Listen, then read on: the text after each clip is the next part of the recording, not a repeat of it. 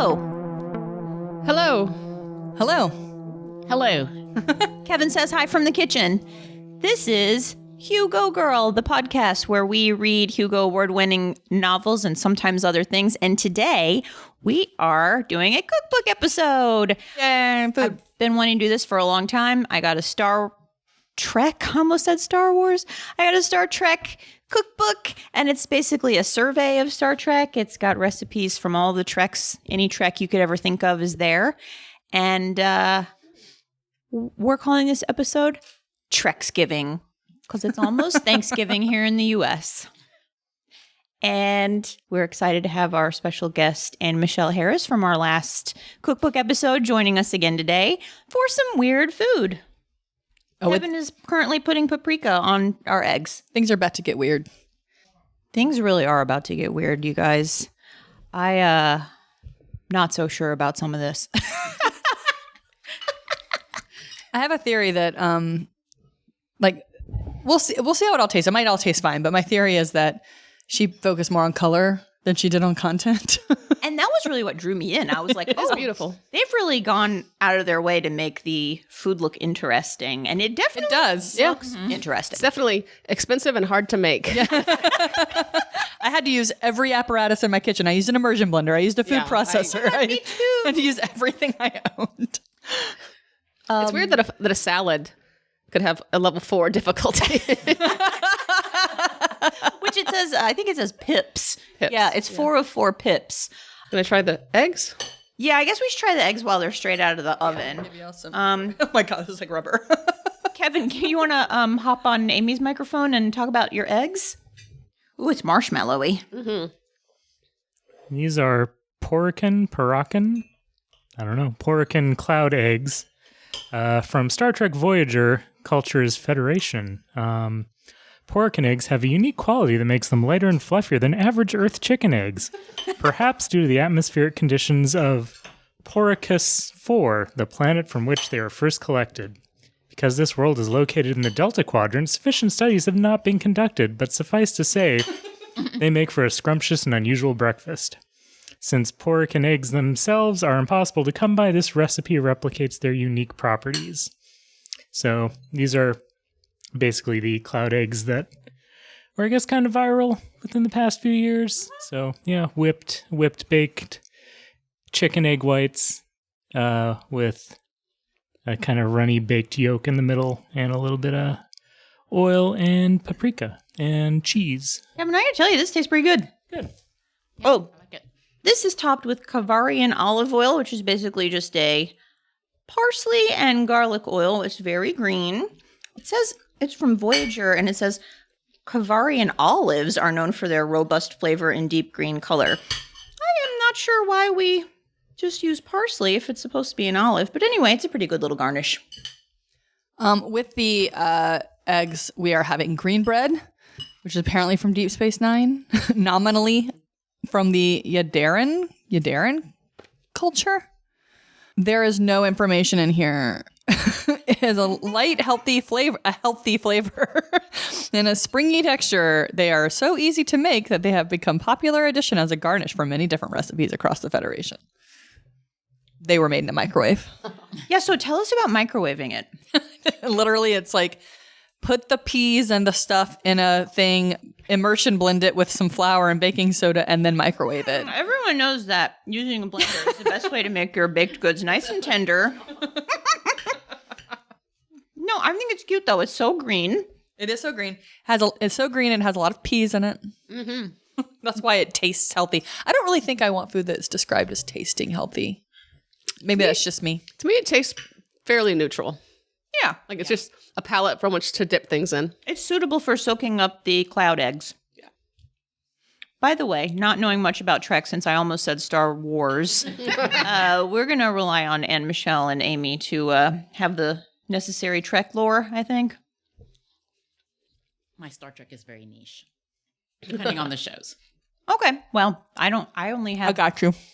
like a handful of I have seen every single show though in some amount except for Prodigy. So This tastes like a pea flavored dish sponge. Mm-hmm. Yes. That's basically what bread is. Super pea forward, I don't think. Shall we discuss the salad? Also, eating eggs with blood wine is an experience I never thought I would have. Did you ever think you were going to have blood wine? Yes, actually. I did see that as part of my life. I knew one day I'd get around to it. For our salad course, we have a Quadrotriticale salad. It's a grain grown on far-flung colonies, but basically it is pearl couscous dyed blue, on top of a bed of local greens from the planet Jimmy Carter Farmer's Market. Some carrots that are supposed to look like tentacles, but that was not an easy task to do, so they're just carrot wedges. But they're in a honey soy glaze. Oh, good. Yeah. I did not make the twill because the recipe just says make a twill. And so I watched videos and I went and bought It's like a technical challenge on Bake Off. basically. And so I watched a couple of videos. I went and bought a little squirt bottle for my mixture and it still did not work. But that's okay. So instead I made green tofu, which seems very spacey. Oh, you winged it on the green tofu. Yep. That's impressive. It is delicious and it looks weird. There you go. The dressing is really good. These carrots are so good. And I'm delighted by the blue couscous. This is a fun one that looks weird and tastes good. So I give this one 3 enterprises. 3 out of 4. 3 out of 4 Picards. How about that? Oh, the carrots are cooked. They're really good. They're like the perfect amount of cooked, they're not mushy. Yeah. Yeah, I had to watch it. Also has microgreens, kale, and some green onion and some dill for a little flavor. Got that good grit tofu. And the secret to the grit tofu, and the grit, for folks that don't know, it's a vegetarian restaurant that went out of business 5 years ago. Or was it 5 years ago? Was it what? Ish. Yeah. It was an Athens staple for many, many years. And they had this thing called a golden bowl with the most delicious tofu you've ever had in your life. And I miss it every day. R.I.P. the grit. It was so good. It's a good ass salad. This is a really good salad. I like the dressing a lot. The dressing is from your local Asian supermarket sesame dressing. Great job choosing it. Oh, since we're on our starter course, should I do the pate? Okay. I made the Seltin pate from Voyager. Culture is Federation. Does anybody know anything about Seltin? No? No? Oh, Amy. She looks like maybe she knows something about Seltin. I'll read the description. Maybe it'll jog your memory. Originally made from the uncommon Seltin wood fungus, this Delta Quadrant recipe has become an easy favorite across much of Federation space. This can perhaps be attributed to the widespread prevalence and diversity of fungi, many of them edible, across countless systems and planets. With its creamy texture and deep woodsy flavor, this pate is sure to please many a discerning palate. A blend of mushrooms can be used to create a different or deeper flavor profile, and a pinch of spicy pepper can also add a bit of zip. A little drizzle of Bavarian olive oil over the top adds a dramatic, delicious, and colorful flair. I don't think anyone probably expects a mushroom pate to be particularly pretty. It's a brown paste in a bowl with a little green drizzle of oil, the parsley oil, and it tastes fine. It tastes fine. Oh. I like it.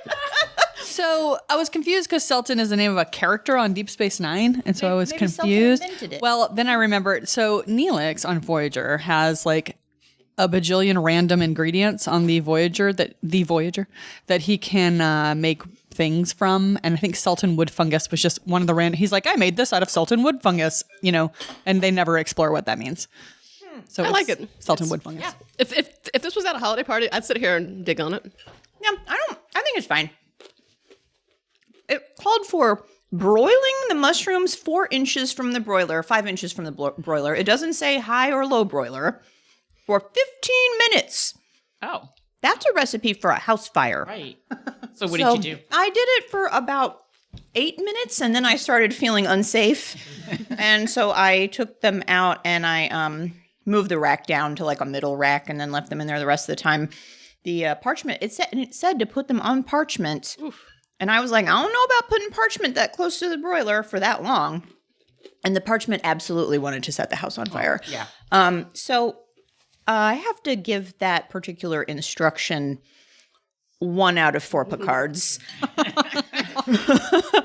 It's not a good direction, but overall this tastes pretty good. Although it said to blend the mushrooms with 3 tablespoons of cream cheese. And I think a tablespoon is sort of a weird increment for cream cheese because when you buy the packages, it's like divided up in ounces.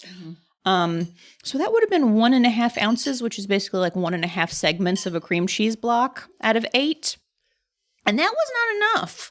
So I did 3 ounces of cream cheese because otherwise it just didn't. And I was like, this isn't a dip. Yeah. This is just chopped mushrooms. So I did that slight modification. So I think this recipe is like that. okay. I think it's fine. But I do think it tried to burn the house down and it needed more cheese. You can't ever go wrong with more cheese. No, I was thinking that. Like, you probably did us a favor by going bold with the cream cheese. Yeah. I really wanted to not go rogue with these, and for the most part I didn't. But I was like, I had it in a food processor, and I was like, this is not a dip. So yeah. Yeah, no, the flavor's good. Oh, thanks. Glad you like it. And Michelle, do you want to tell us about this blue drink that we're enjoying? Oh, yeah, let me find it. No, I haven't. While we're waiting for that, I'll say the cloud eggs, if you've never baked eggs before, getting the yolks right is very difficult. Recipe says 5 to 6 minutes. I did 5 minutes, was definitely not enough. 6 minutes didn't look like enough. And I forgot that eggs tend to keep cooking when you take them out. So I would stick to the 6 minutes, let them rest for a little bit because They're getting harder. variable quality on the yolks. And I think the whites overcooked a little. Well, I think it's good. I like the cheese in the yolks, or in the whites especially. I think it adds a lot of flavor. And also, I like a jammy egg yolk. It makes me think of how they're cooked into like ramen, where they're like solidified but not yellow and chalky. I don't like them so undercooked that they might still turn into a chicken, but like runny enough that you can dip something in them. Yeah. I like my eggs well cooked, so this is good for me. Evan, you want a mic? My yolk was thinner, so it was totally hard. So Oh, and you don't like a solid yolk. Oh, that's too bad. Well, I think it was good. Okay, Romulan ale. Okay, yeah. So I was excited to do Romulan ale because this is a drink that I remember from multiple versions of Star Trek. So, according to the cookbook, it is sourced from The Next Generation, Deep Space Nine, Picard, Lower Decks, and I'm pretty sure it was in the original series. Probably. I know you can get it on 10 Forward. Yeah. The bar on the Enterprise. Next Generation. Where Whoopi Goldberg works. Where Guinan Yes. works. I almost Yes. said Gaia. That's where all the How embarrassing. All the poetry readings, all the emotional scenes. revelations. Would you call that the soap stuff setting? It was definitely the soap stuff Oh, yeah. setting, unless you also count the holodeck, in which case. Yeah. All the romance advice happens there. The best place. Guinan's very wise. Yeah. Exactly. So, Romulan tradition. I'll read part of it because it's super You're a long. writer. I trust your copy. I'm gonna write. Yeah, Romulan tradition holds that this distinctive blue beverage brewed from sweet grain keg was once the drink of agricultural rustics and other lesser valued denizens of the Romulan Star Empire. And then it's got some details about the original person that created this as a cultural thing. But the fun thing about Romulan ale in Star Trek is that it is illegal. So when people have it, it is like a plot point that you illegally have this. Isn't it like super Romulan strong? ale. It's super Yeah. strong. And it's always like now they're super hungover or someone had something really stressful happen, so someone gifts them a secret bottle of Romulan ale. But Granddaddy's hooch or something. exactly, it is that kind of thing. And So- Michelle, you're a moonshiner today. Hitting the moonshine. right? Exactly. It wasn't like a Sprite bottle. So the ingredients are the blue sports drink, which I use Powerade because we're in Atlanta. Blue drink. Yeah. And then it's 2 ounces of that it's a single serving, but I did it a bulk. And then 1 ounce of white rum. So because I'm Jamaican, it is the Ray and nephew. So it is the good white rum. And then an ounce of Curacao. So Curacao. So yeah. And then you thin it out with 3 ounces of Sprite. Lemon lime soda, sorry. Or 2 tablespoons of Sprite. Unidentified lemon Splash. lime soda. Exactly. Neutral stuff. So yeah, that is it. I like it. It's fun. Got a kick. It definitely has a kick. I think I didn't realize it had alcohol because I was focused on the blue sports drink aspect of it, which is so funny. And then I took a sip of it and I was like, oh, this is a grown-up drink. Yes, yeah. It's like it'll sneak up on you. It's a little Trader Vicky. I like it. Let's see. What shall we have next? Do we want to do the worms and the soup? Sure. I can go dish up some worms. All right, let's do it. Oh my God. Amy, I think you nailed this. Yeah. I know you were not happy with it initially, but I think you nailed it. It looks fantastic. So, because I just learned about it in the kitchen, I would really like to hear from Anne Michelle about her dish and the serving size. Oh, thank you. All right, Anne Michelle, please tell us about your soup and your servings. Okay, so this is Plomeek soup. So when I went through the table of contents, I immediately glommed onto this. 'Cause this is something I remember from my Star Trek childhood, the Plomeek soup, because it is like a Vulcan thing. And there was an early episode where Spock is going through his whole crazy Amok time thing, and Nurse Chapel tries to give him Plomeek soup, and he throws it at her. And then it was actually just in an episode of Star Trek that I watched last night where new Nurse Chapel made it, and she did a terrible job. So, so this is native to Vulcan. The Plomeek plant is one of the most common plants on the planet, blah, blah, blah. It's got flowers, ripe fruit. And then the fruit is eaten as part of a breakfast, or they make it into this soup, and it can be served cold or warm. And it's a very common reference thing in Star Trek. So, and because I wasn't sure how it would be, because it is tomatoes and strawberries. This is when tomato is really insisting that we all acknowledge there's a fruit. Yeah.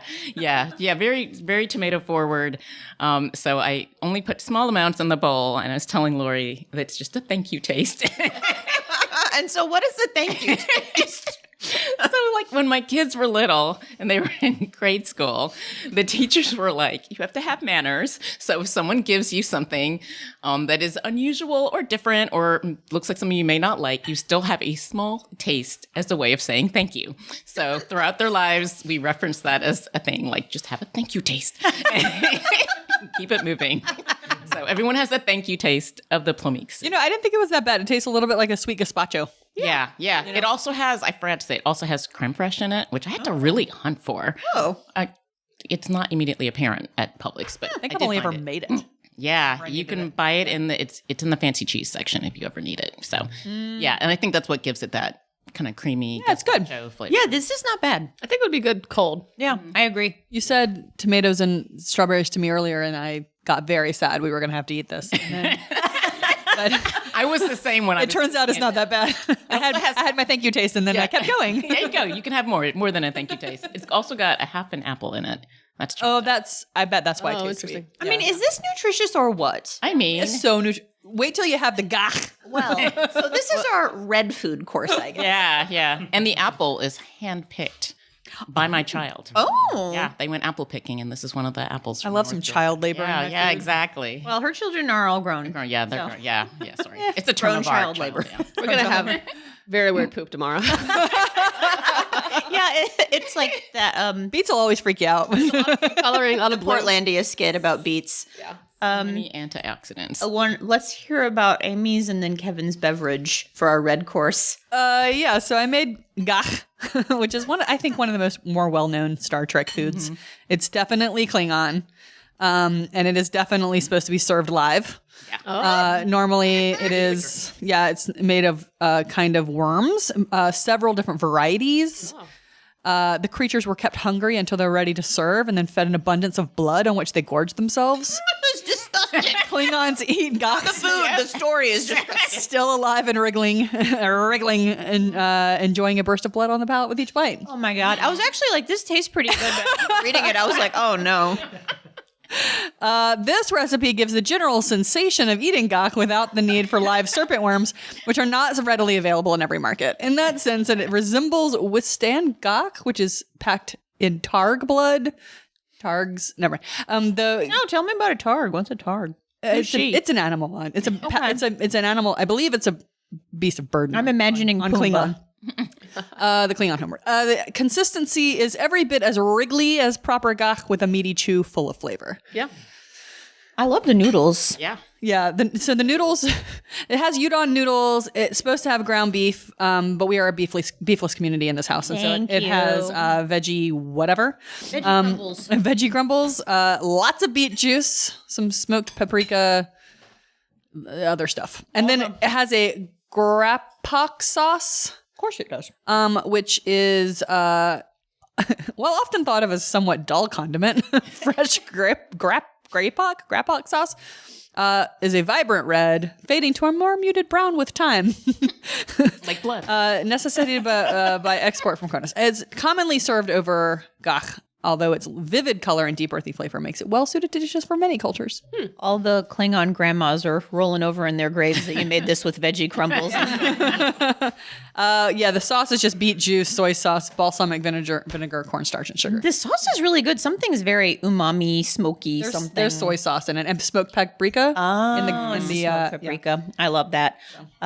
This makes me think of how my mom talks to children, including me when I was a child, about their artwork. My mother has this great technique, speaking of little kids, and she would say, instead of, "Oh, what is that?" my mom says, "Tell me about your picture." I was like, "Amy, tell us about your Gagh." Tell me about that. Tell me about what you've made. You don't say, "What is that?" You say, "Tell me about your Gagh." You're in learner mode. It's definitely got a certain. It's giving worm. Yeah. It does give warm. Yeah. It's supposed to have. We were discussing this earlier. I think if you use the meat, you get. So there's udon. Udon. Yeah.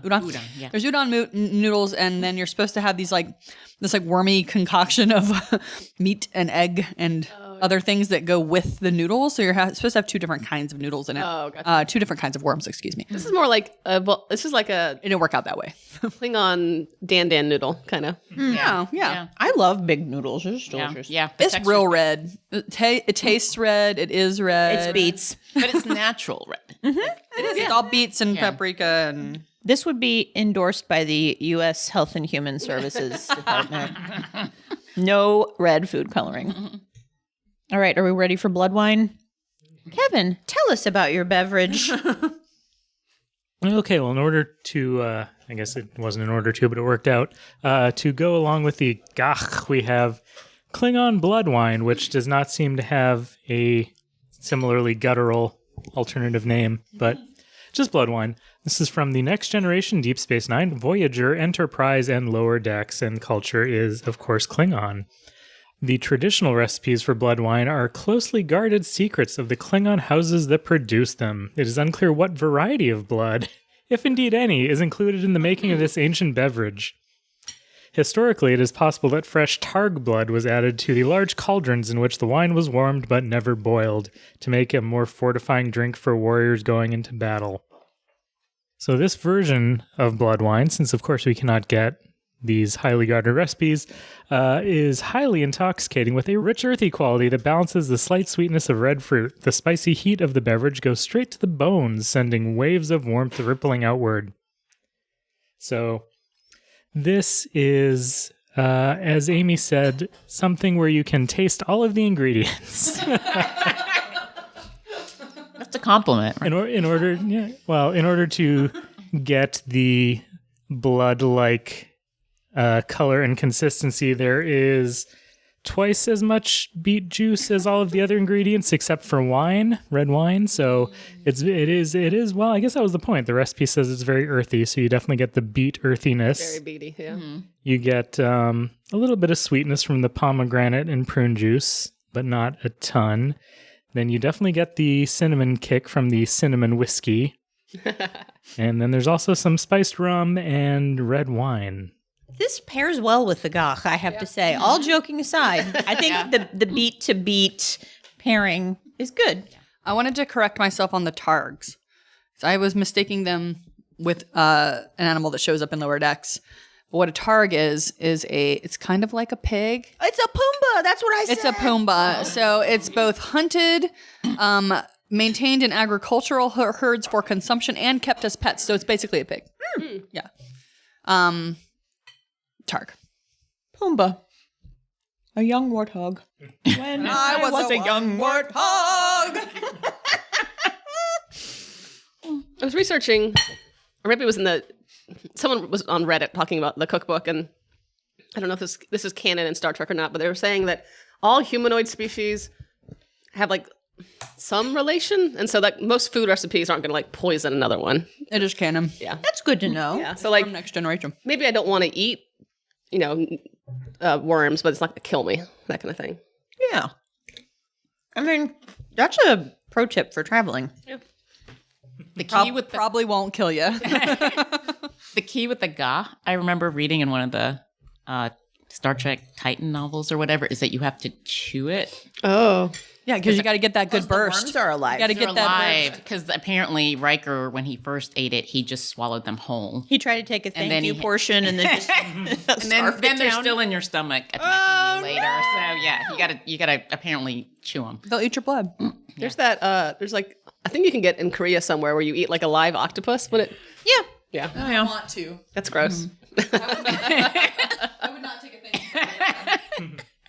Yeah. The octopus thanks you not to eat it. Yeah. Infamously in the movie Old Boy. Yeah. And the main actor in Old Boy is, I don't remember, either just a vegetarian or maybe even like Buddhist. So, but they had no way to fake eating a live octopus. So he just like had to do it anyway and basically felt really terrible. Oh my God. I mean, yeah, you just pick it up and then you cut back and he goes, Yep. there, I fixed it. I solved it. In Napoleon Dynamite, John Grease, who plays Uncle Rico, was either a vegetarian or a vegan, but his character was always eating steak and ham.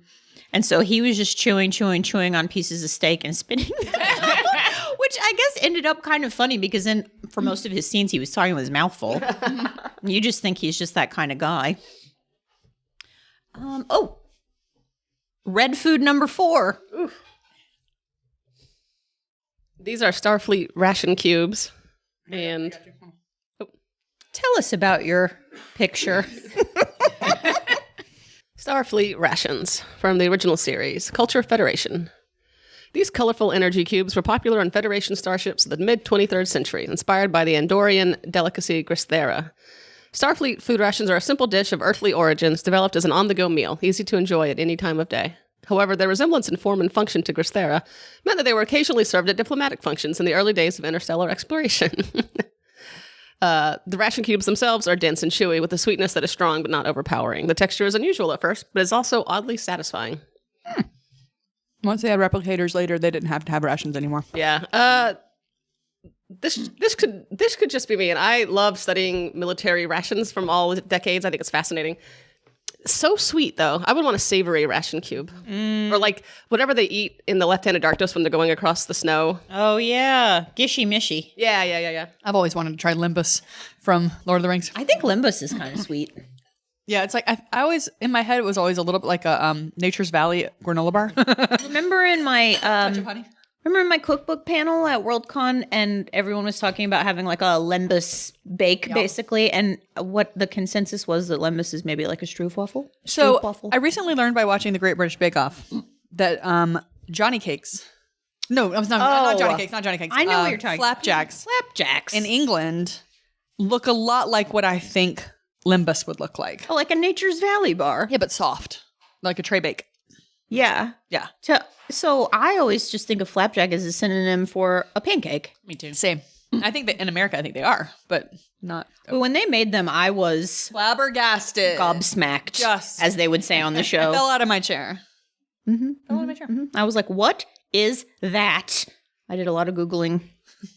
All right. Let's have a Starfleet ration. I cut some up too. Can I get a thank you taste? Yeah. It's basically mochi, which Thank you, taste. they're fine. They're flavored with artificial extract of lemon, a little coconut, and butter. Kevin got a yes, please taste. Smushy. Haley, did you get a piece? I did. How do you make mochi? You'd get a cup of rice flour, Glutinous rice glutinous flour. rice flour, and then some milk and some butter and some sugar. You mix it all together. until it doesn't get sticky, they say, but it jokes on you, it stays sticky. And then you let it cool for like a couple minutes, and then you take globs of it, you make balls, like Play-Doh balls, and then you try and make them into squares, which doesn't work. Amy's having seconds. I like it. It's not bad. It's a weird texture, but I like it. Yeah. I will say, a lot of these recipes, there's like something weird about every single one of them. Yeah, I agree with that. Which is probably the point. I mean, it's science fiction food. Yeah. I mean, so I think going back to Lori's cookbook panel from Worldcon, this is the opposite of the Wookiee cookbook, which is just like chocolate chip or boba fettuccine, and it's just a regular fettuccine recipe. Great pun. We love that. But it is fun to kind of stretch the boundaries of texture and color. Yeah, this is actually fantastical food. It is. Truly. This has all actually been has exceeded my expectations. So far, yeah. I was making the was real skeptical. mushroom pate earlier. I was worried, and then Amy, when you were like, "Oh no, my Gagh isn't gagging." Well, I got very upset because like the thing that is supposed to be the second worm wasn't worming in the pot. It did not worm. It just came out as a crumbled mess. It probably is like the fat in the beef that congeals like that. And I imagine there is a way to make it work with vegetable protein or whatever it is. But we didn't have those directions. Yeah. Well, I appreciate you for making a vegetarian Gagh and offending all of the Klingon grannies. Don't tell them. It's like the vegetarian haggis. I'll have to meet them in Stovecourt, and it won't go well for me. The vegetarian haggis I had in Scotland at Worldcon was so good. It was very delicious. It was all delicious. Do we have anything left besides ice cream and Raktajino? Raktajino, All right. which I need to make. I think that will be a good dessert pairing. Mm-hmm. Okay, friends. This is Rippleberry ice cream topped with Trixian bubble candy, and I was very skeptical about it because the ice cream is no churn ice cream. So we'll see how it goes. Mm-hmm. Basically, I made I cooked some raspberries and blueberries with orange juice, sugar, and the weird ingredient is a little bit of balsamic vinegar. Oh, and then I whipped a bunch of cream, mixed that together with sweetened condensed milk. So I thought Michelle would like it. Oh, yes. Yes. And some of the berry juice, and then you layer the whipped cream mixture with the berries and juice, and then just freeze it. So it's not churned ice cream. Mm-hmm. I make ice cream all the time, so I was dubious, but this seems like it was pretty good. This candy tastes like a lollipop. And then I topped it with Trixian bubble candy, which is just a candy made with glucose syrup. So Trixian bubble candy is from the Trixian culture, and it's from the Star Trek Online video game. Trixian bubble sugar is unique in the galaxy for its fizzy texture and appearance when added to liquid. These bubble sugar garnishes, while not terribly flavorful, that's true, more than make up for that in appearance. Their unique design captures in edible form the impermanence of the bubbles as the mixture cooks and hardens, creating a striking and colorful decoration or finishing touch for any number of desserts. Also, it sticks in your teeth. Yeah, have cavities. It'll be with you forever. And the ice cream, I didn't look at the ice cream copy. The ice cream is from Deep Space Nine, and it's Vorta Human Fusion. Oop. And there goes our coffee. Ice cream is really good. Oh, thanks. I like it. Very condensed milk forward, which makes it amazing. I'm actually surprised. I thought it would be icy. I thought it would be very ice forward since it's not churned.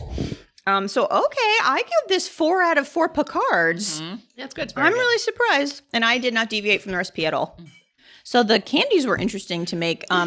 I bought glucose syrup at the craft store. I got it at Michael's. I was wondering what that was. I was like, what? She making bombs over here? And you just do a blop of it onto a pan with either a silpat or parchment. And I don't like silpat, so I use parchment. Mm-hmm. And then the directions said to just put a drop of food coloring in the middle, but I mixed it a little bit. And then you bake it, and it bubbles and bubbles and bubbles.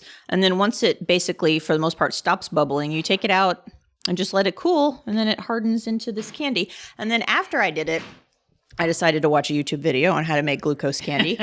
And for the food coloring, if you're following along at home and you want to make it, so apparently a good way to dollop glucose syrup onto a pan is to just wet your finger and pluck it out with your finger. It is really like, it came in a jar, basically, and it is the texture of hot glue right before it sets. Like, to call it syrup is a formality. But it's not hot. Liquid or solid? No, I found it really hard to scoop with a spoon, though.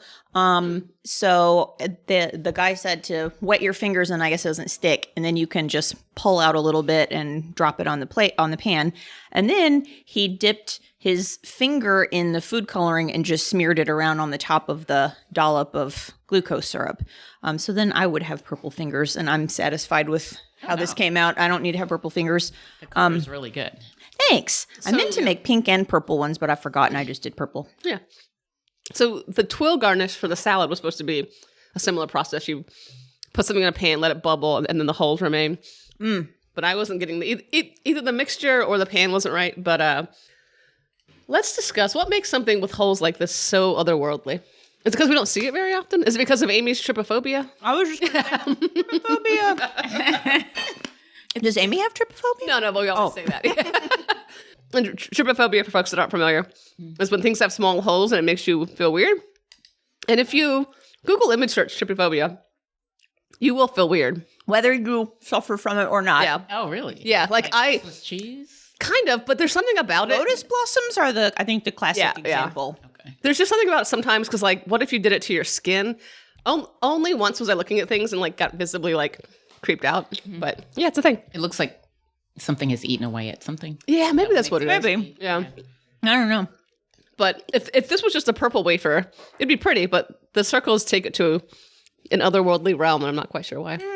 Yeah, no, it definitely gives you that, like, space alien goo floating in space. Yeah. Or maybe it's because it Something. looks like retro Jetsons, kind of like googie design, maybe. I don't know. Yeah, I feel like there's any number of Star Trek creatures that had this as part of their effect, in their aura in some way. Well, I'm Yeah, it was good. pretty happy with that. So what does churning an ice cream do? It keeps the ice crystals from forming so you don't get icy ice cream. That's when you use the salt.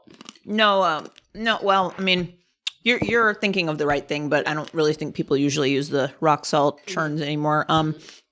You have like a canister probably full of Freon or something, and you gotcha. freeze it in your freezer, and then you put it in a machine part that spins it. So there's like a stationary paddle basically inside it, and it spins the whole canister. So it just keeps it moving as it freezes, and that gives you a nice smooth texture and doesn't allow big ice crystals to develop. So usually, like, no churn ice cream can end up being quite icy, and I thought that this would be icy. Yeah, no, it's and not. it's not. No. When I was on the schooner, the captain made ice cream one night, but it was like the crank with the salt, and it was awesome. Yeah, that's the kind I have at home. Well, The plug-in kind. But okay. But yeah. Yeah. Oh, But I it see. does And you do have to ice. put the salt in it? Yeah. Oh. Yeah. Can you just get that at the grocery store? Yeah. Oh. And you can also use regular salt if you Oh. cannot get rock salt because it's just about melting the ice. Yeah. It's not about the ice It cream keeps itself. the ice from melting as quickly? Is that what it's Or doing? melting at a Thank you. consistent... It lowers the freezing point too, I think, right? Or raises it? I forget which, but All right. So we've had our dessert, and now... As Cisco would say, song. Raktajino. That's a different Cisco. No, that's the Cisco from Deep Space Nine. I was thinking Cisco who sings the thong song. That's a different Cisco. As Cisco would say, Raktajino. Let me see that thong. That thong. You can have Raktajino however you please. It's just coffee. But it started as a quite different Klingon beverage with a similar name, Rataj, a highly stimulating concoction laced with alcohol. It has since evolved into the more familiar and arguably gentler beverage favored by a number of species as an invigorating start to the day. It's just coffee. Yeah. It is really smooth. Yeah. Yeah. So it's coffee with... Oh, yeah. So you make it you mix up grounds and an egg, including the shell. You boil it. Cowboy style. You boil it, and then you take it off the heat and add cold water and let it sit, and then you strain it and drink it. And it makes a mat. It makes a coffee mat at the top. It floats around while you're simmering. And then the cold water Sinks the mat. sinks the mat. So what did you do to strain it? I just spooned it off the top and ran it through a coffee like a pour over. So you use the paper filters? Yeah, use paper filters, put it in a little holder, and strained it through the filter. Perfect. It's hard to take a good picture of coffee. It's really, it is. Raktajino mug? Ooh, yeah. Amy's got her special Raktajino mug. It is really smooth. Put some fireball in it and have it Klingon style. You mean put some blood wine Romulan in it? ale in it.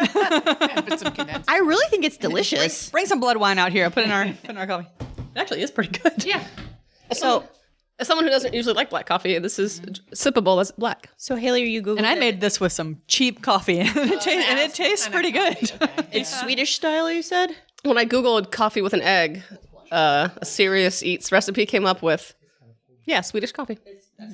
Chock full of nuts. And we were speculating about what the egg does, and was it the Serious Eats that said it makes it less acidic or something? Yeah, but makes it smoother. It really is. I find that very, very obvious that it's nice and smooth. Yeah. I bet if you use like fancy coffee, it'd be amazing. I bet it would. Next time I'll use my fancy coffee. Actually, I don't think I have fancy coffee. I just have slightly better coffee right this second. 2 pounds. Well, so my go-to for coffee is to buy cheap beans whole and then grind them, and then anything tastes good. So I've got like That's what I do. Yeah. Kirkland I got mine beans from every morning. Ground just enough that I need for my coffee. So probably, it would have been fine. Well, good job. This is tasty. Yes, it is good. It is really good with a little cap full of Fireball. I'd like to thank all the Raktajines that got me here. Oh, is that the culture? No, it's Raktajin. Klingon. Oh. Raktajin. It's There's this great scene where Cisco's drinking out of a little Raktajino mug, and he's got the funniest delivery of every line he's ever read, and he just goes, Raktajino. Is this not the guy with like the little weird face? The little weird face. You're thinking of Odo. Probably. From Deep Space Nine? Odo's tall and white. Cisco's the captain. Cisco's captain. Yeah. Oh, okay. Who's the captain? Is he somebody famous? Avery. Shoot. No, hold on. Take that Pop out. quiz.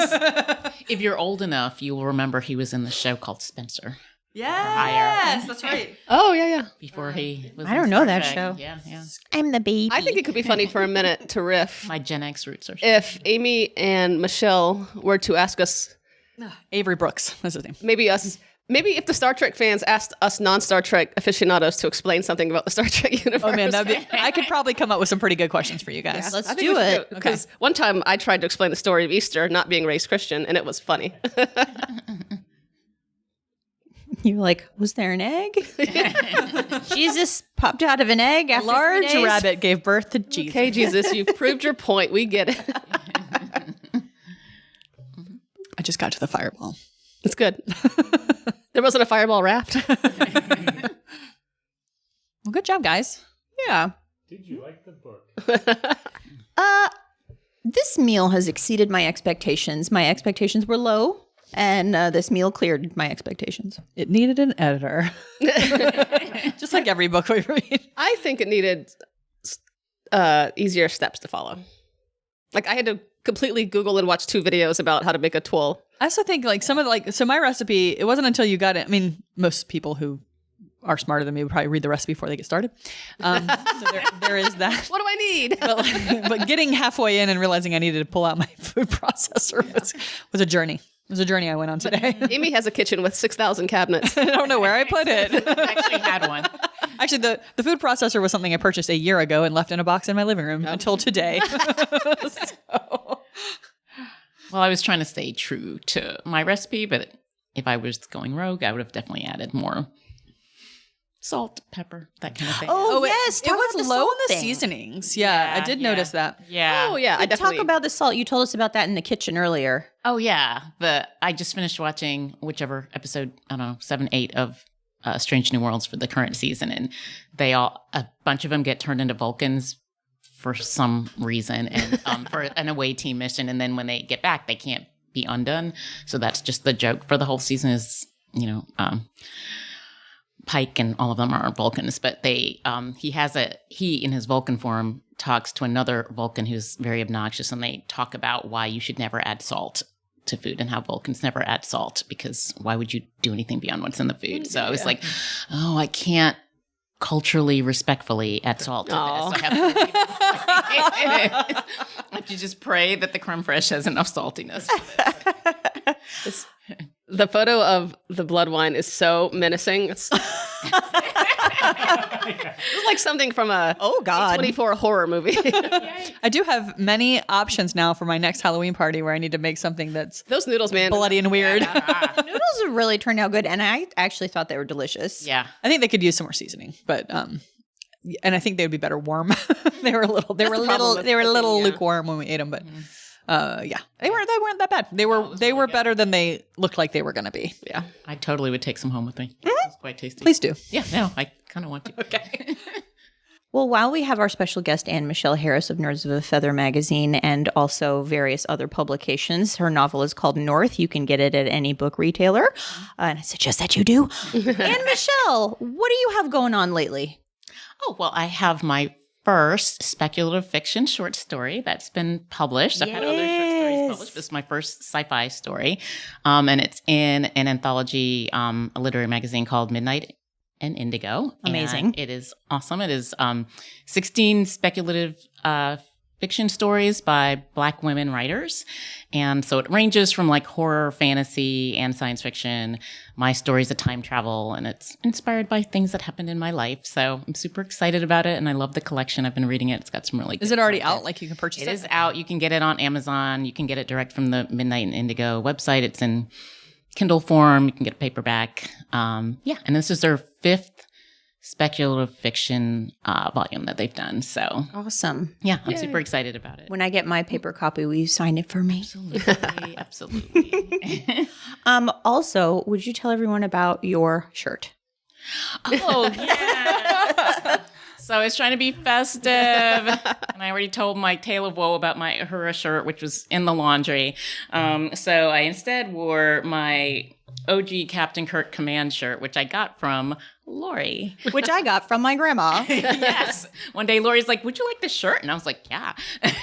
My grandma gave it to me, and I actually think I have the note from her on the fridge. She put a funny note in it like she always does. Was it a long time ago or during the podcast times? It was when I still worked with. It was a while ago. It was a while ago. I've had funny. this shirt Does from she a I long was about to say, I won't be offended, I guess. I was going to say, should we post this? I don't know. No, that's just kidding. I found it. So she gave it to me with a little index card, and it says, "Lori, I thought you might know a nerd that could get more that could get more use out of this than I have. Love, Gma." Why did she have it? I don't remember.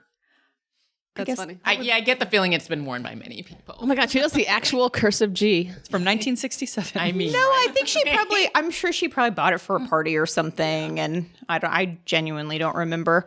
I'll find out and I'll report back. I'll do that on our next housekeeping. Or very comfortable. good. Oh, yeah, And it's it like- washes well. It looks great on you. I recommend. I don't normally wear Command Gold. I usually go Uhura Red. Yeah. But, and I have In a pinch. I also have a blue one from Next Generation that someone had gifted me.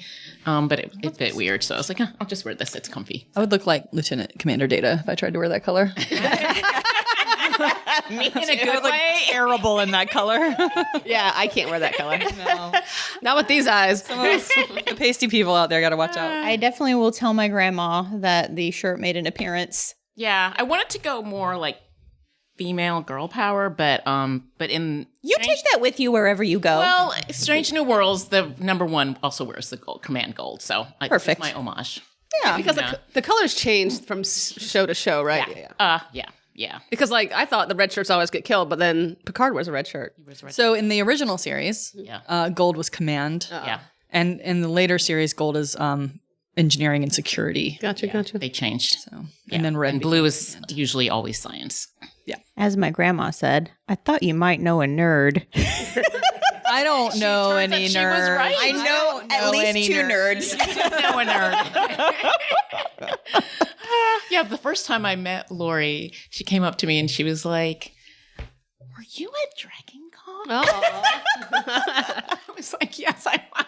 I definitely saw you at Dragon Con, and I was like, You and I couldn't believe it. I like, why? Because I knew who you were, but we hadn't worked directly Right, yeah, together yet. exactly, And so yeah. I was like, I'm pretty sure that that's her. And then I was like, nah.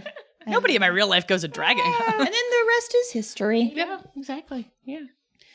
Anything else, guys? No, just time to digest, I guess. Got a lot of weird stuff in my belly. I hope everybody bit worms? through their worms. I hope you chewed all your I worms. threw the worms. Yeah. Okay, anything else, guys? Well, Thanks for all Was your this cooking. was it Star Wars or Lord of the Rings? Oh, I'm gonna use Amy's answer, and I'm gonna say this was Star Trek. That's right. Yay! I'm going to say that My whole life led to this moment. Lord of the Rings because it's a little oppressive fantasy feeling with the Gagh. Fair. Yeah. All right. Well, happy Treksgiving. Happy Treksgiving, everybody. Happy Treksgiving. I am Trekful to share this meal with all of you. All right. Bye. Bye. You go, girl. You go, girl. You go, girl. A hilarious podcast. Yes, chef. I need hands. Behind? Corner. 86. Walking. 86 the Gagh.